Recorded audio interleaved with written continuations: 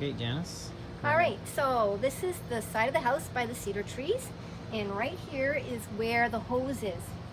And it's this big black snake-looking thing. I usually drop this over. You'll notice that the blue thing is pressed down. It can be pressed up, that's when it turns on, and down. So it's off right now. I turn on the handle. So I'm turning it to the left loose, right tight, and you can see how the water is starting to fill up the hose. The first thing I do is I walk to the front of the house.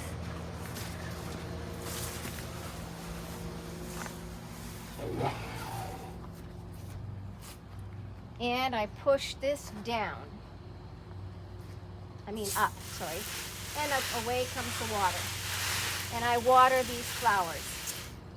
With these geraniums, when they start looking tired like this, cut off the flowers and you can just pull them off. That will make them rebloom. If they're not cut off, then they won't rebloom. So just take a look when you water them to see if there are any. How long does it take to water this? How long? Maybe 5 minutes, 5 to 8 minutes, just until everything is kind of wet and damp. All right, so then we have to go around to the back of the house.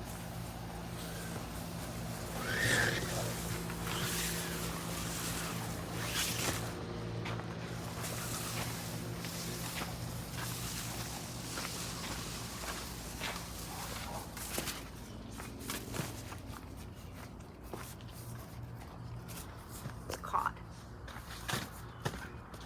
Somehow, I know it's longer than that. Thank you. Okay, at the back here, we transplanted some ferns. When ferns are transplanted, they always look like they're dead. They still have to be watered. They will come back next year. So I use this, again, pressing up.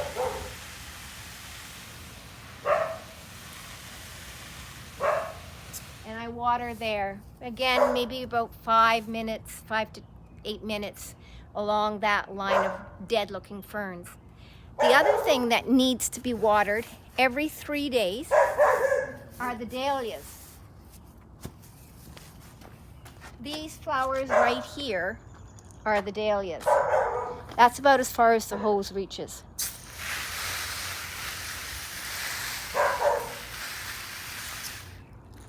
And again, you water those for, about 5 minutes, just so they get a good soaking.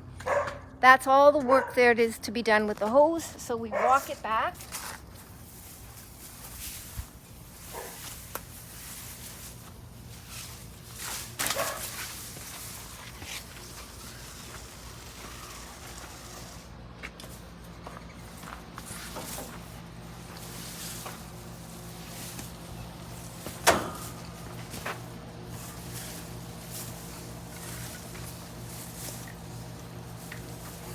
Now it's important, you can still see the hose is full of water. It's important to drain the hose completely. So I turn off the tap, and turn it to the right, and then I turn on the hose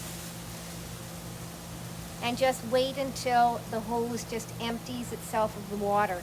And you can see that the hose is curling up again like it's some sort of snake, and that's all the water leaving it.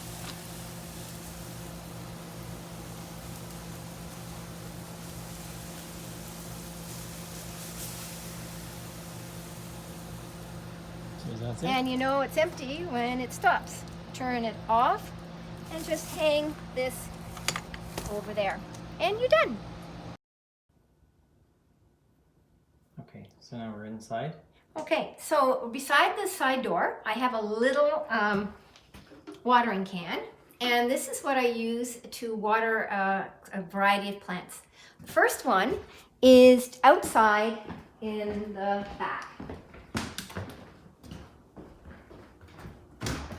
So you fill it up in the sink or the bathtub? Or?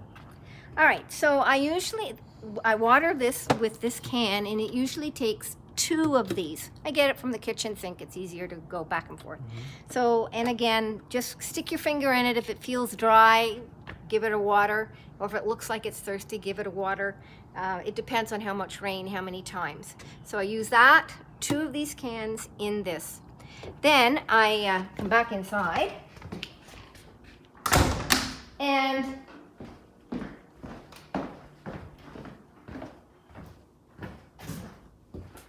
now I usually fill this can up from the bathroom sink because I'm going to water the flower boxes with it.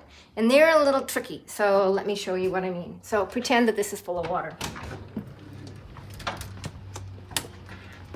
We have one here.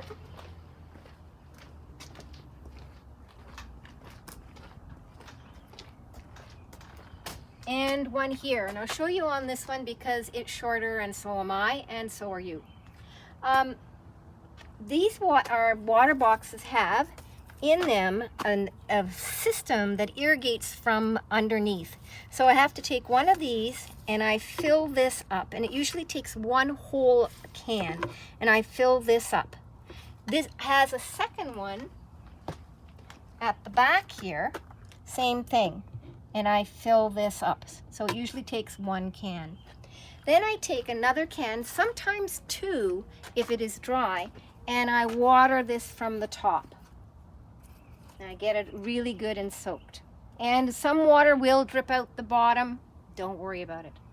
In both boxes, I have one little inside box, another little inside box, but there is a wee tiny plant here that didn't fit in either of the boxes. You can see it right here.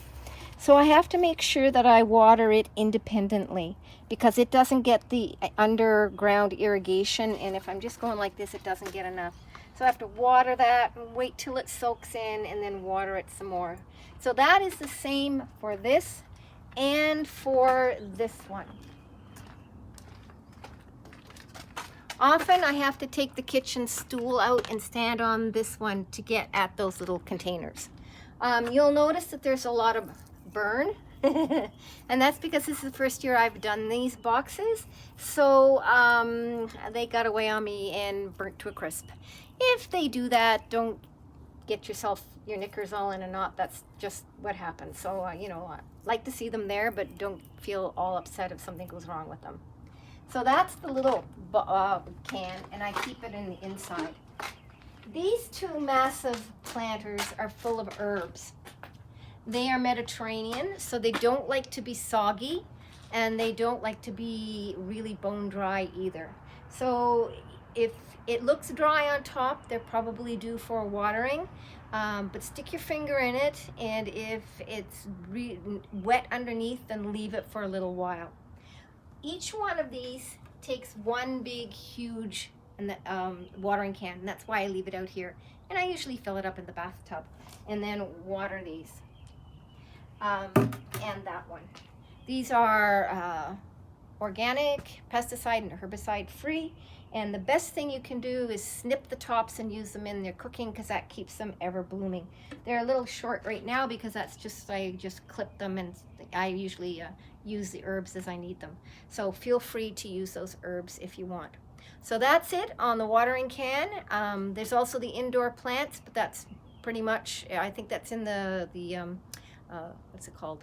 The manual, how many days to water it, because I'll give them a good soak before I leave.